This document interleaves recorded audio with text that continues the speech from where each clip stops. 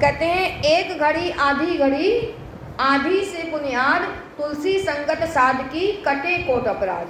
ठीक है कि थोड़ा समय भी यदि सत्संग मिल गया है ना, 2.5 घंटे की एक घड़ी होती है, उसकी आधी 1.25 घंटे की, उसकी आधी, मतलब आप जो है थोड़े कुछ मिनट का भी यदि सत्संग सुन लेते हैं, संतों का संग कर लेते हैं, तो करोड़ों जन्मों के पाप और अपराध कट जाते हैं। लेकिन दूसरी बात क्या कही, पाप तो कट जाएंगे, संशय निवृत्त नहीं होंगे। संशय निवृत्त कब और कैसे होते हैं? बहुकाल कीजे सत्संगा तमई होए सब संशय भंगा। भागवत में अंत में भगवान ने उद्धव जी को जब उपदेश दिया है तो कहा कल्याण का एकमात्र उपाय है नित्य सत्संग करे। सत्संग जीवन में अति आवश्यक है। बिन सत्संग विवेक न होई, राम कृपा बिन सुलभ न सोए। अब आप कहो कि राम की कृपा हो तो सत्संग में आए, आने नहीं, सुलभ तो है, हम अपने आलस और प्रमाद के कारण सत्संग नहीं करते, सत्संग में नहीं जाते, सत्संग नहीं सुनते, भगवान की कथा नहीं सुनते हैं। और जीवन सुधार किससे होगा? सत्संग से ही।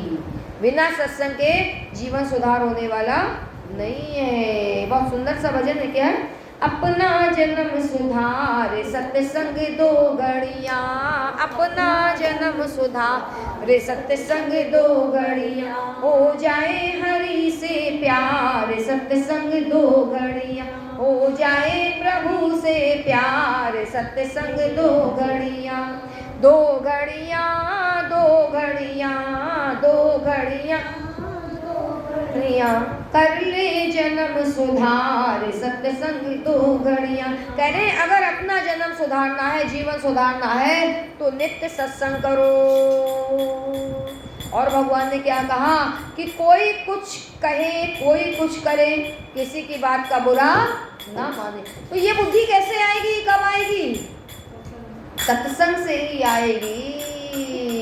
तो क्या कहते हैं, ये सत्संग से क्या मिलता है? ये सत्संग सकल सुखदाता, ये सत्संग सकल सुखदाता, बिन सत्संग विवेक न आता, बिन सत्संग भक्ति मुक्ति द्वार सत्संग दो घड़ियाँ, भक्ति मुक्ति द्वार हो जाए प्रभु से प्यार सत्संग दो घड़ियाँ, हो जाए प्रभु से प्यार सत्संग दो घड़ियाँ।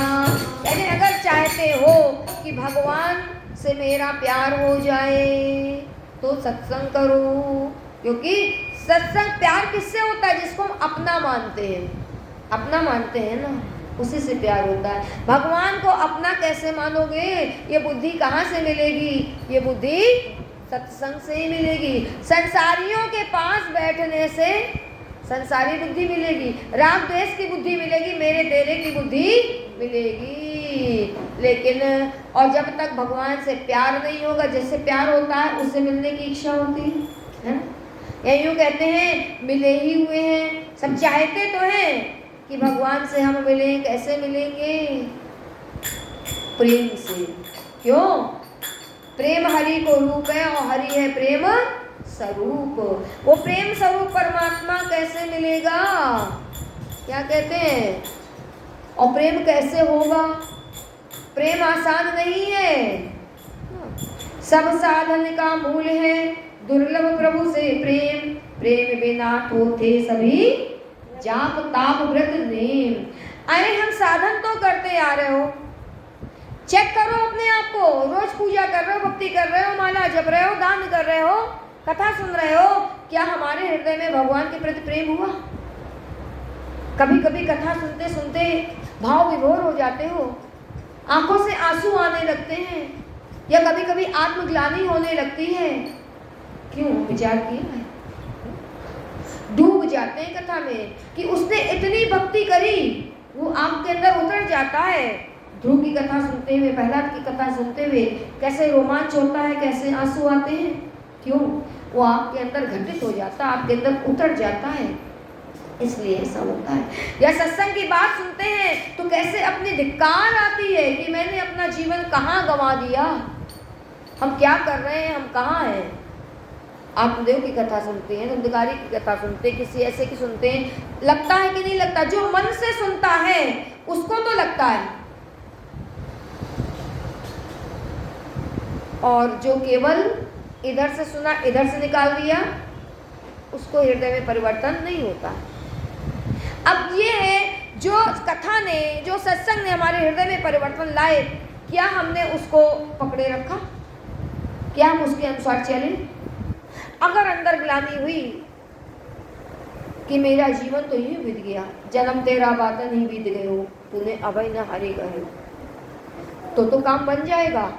यही मनन होता है, चिंतन चलता है, हम कहाँ हैं। सत्संग से पता लगता है कि हमारी स्थिति कहाँ है, हमारा प्रेम संसार में है कि भगवान में है। हृदय की भावना से पता लगता है। वो प्रेम कैसे होगा? कहते हैं कि सब साधन का मूल है दुर्लभ प्रभु से प्रेम, प्रेम बिना होते सभी जागता प्रत्नेम। पहले चेक करो क्या प्रभु से हमारा प्रेम है। प्रेम के लक्षण तो पता ही होते हैं ना सबको। संसार से प्रेम किया है ना, जिससे हम प्रेम करते हैं वो नहीं मिलता, फोन नहीं आता है, कैसे विचलित हो जाते हो। आज बेटे का फोन नहीं आया, पता नहीं कहाँ होगा, पता नहीं किस हालत में होगा। धन से प्रेम है, बिना इच्छा के 100 का नोट गिर गया, किसी ने ले लिया, कितना चिंतन चलता है। तो कैसे जैसे प्रेम है, जिससे प्रेम होता है उसका चित्त में चिंतन चलता है ना? ये होता है, अपने को भी भूल जाते हैं उसके आगे। तो ये प्रेम कैसे मिलेगा? प्रेम सुराही सो पिए जो शीस दक्षिणा दे, लोभी शीस न दे सके क्या मोल प्रेम का ले। ये प्रेम की सुराही वो पीता है जिसने शीस दक्षिणा का मतलब क्या है? इस शीस माने सिर, इस सिर में क्या है? आंख, नाक, कान, मुख और सबसे बड़ी ये खोपड़ी बुद्धि। तो ये जब अपना मन बुद्धि गुरु के चरणों में दक्षिणा के रूप में समर्पित कर दोगे, हमारी आंखें वो देखें जो हमारे गुरु दिखाना चाहते हैं। आंखों का धर्म है देखना, वो तो देखेंगी देखेंगी, लेकिन आपकी जो इंद्री है वो क्या देख रही है? आपने वास्तव में देखना उसको कहेंगे जिसको आप अंदर ले जाओगे। हम उदाहरण देते हैं, आप बाजार जाते हो, बहुत सारी चीजें होती हैं, निगाह सब पे जाती है, सबको आंखें देखती भी हैं, लेकिन आपसे कोई पूछेगा तो कहते हमने नहीं देखा। क्या मतलब है? देखते हुए नहीं देखा, अर्थात आपने अपने मन की आंखों से नहीं देखा, वो आपके अंदर नहीं गई। आप बाहर निकलते हो, सबके शब्द कान में पड़ते हैं, लेकिन क्या आपको कुछ याद रहता है? आपको वही याद रहता है जिसको आप याद रखना चाहते हो, जिसको आपने मन से सुना है। तो कान में सुनते हुए नहीं सुना, समझ रहे हैं आप? तो ये होता है। तो शीश दक्षिणा देने का मतलब है अपना मन बुद्धि अपने गुरु के चरणों में, प्रभु के चरणों में, ईष्ट के चरणों में समर्पित कर देना। जिसने समर्पित कर दिया, कहते मन बेच गुरु के पास, तेरे सब कार्य होंगे राज, तुम्हारे सारे कार्य सही हो जाए। ये मन बुद्धि ही तो सारी खुरापात की जड़ है। और ये मन से अमन होना है। अमन का अर्थ क्या होता है? उर्दू भाषा में क्या कहते हैं? अमन माने, बोलो ना, शांति बोलते हैं ना, अमन माने शांति। और वास्तव में आ माने नहीं, मन माने मन। ये कब शांति मिलेगी? जब आप मन से उपराम हो जाओगे, जब मन नहीं रहेगा। योग वशिष्ठ में यही तो चल रहा है, ये चल रहा है ना आजकल कि मन है क्या, कुछ है। ये सब ज्ञान, ये सब बातें आपको गुरु के द्वारा मिलेंगी, सत्संग के द्वारा मिलेगी। इसलिए जीवन में सत्संग अति आवश्यक है। तो क्या कहते हैं?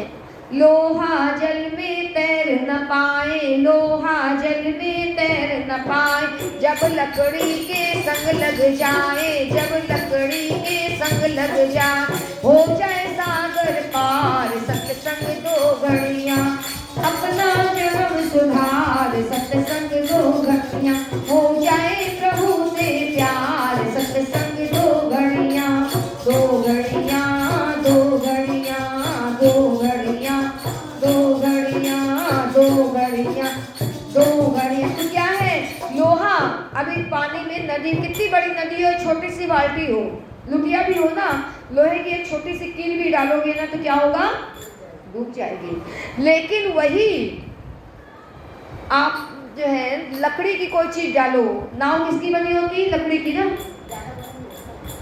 और बिना कील के नाव बनेगी क्या, लकड़ी में कील ठोक करके नाव बनाई गई, लेकिन वो कील नहीं डूब रही है। क्यों नहीं डूब रही है, क्योंकि लकड़ी का संग कर दिया है। इसी तरह से यदि आपने सत्संग किया है, गुरु का संग किया है, तो संसार सागर से तर जाओगे, डूबोगे नहीं। नबी कह रहे लोहा जल में तैर न पाए, ये संग लग जाए, हो जाए सागर पार, संसार सागर से पार हो जाएगा। तो और क्या है, एक लोहे का उदाहरण और दिया, लोहा पारस से लग जाए, लोहा पारस से लग जाए, रूप बदल कंचन हो जाए, रूप बदल कंचन हो जाए, ये सत्संग का सार सत्संग दो घड़ियां, हो जाए प्रभु से प्यार सत्संग। अगर लोहा पारस के स्पर्श कर लेता है तो सोना बन जाता है ना।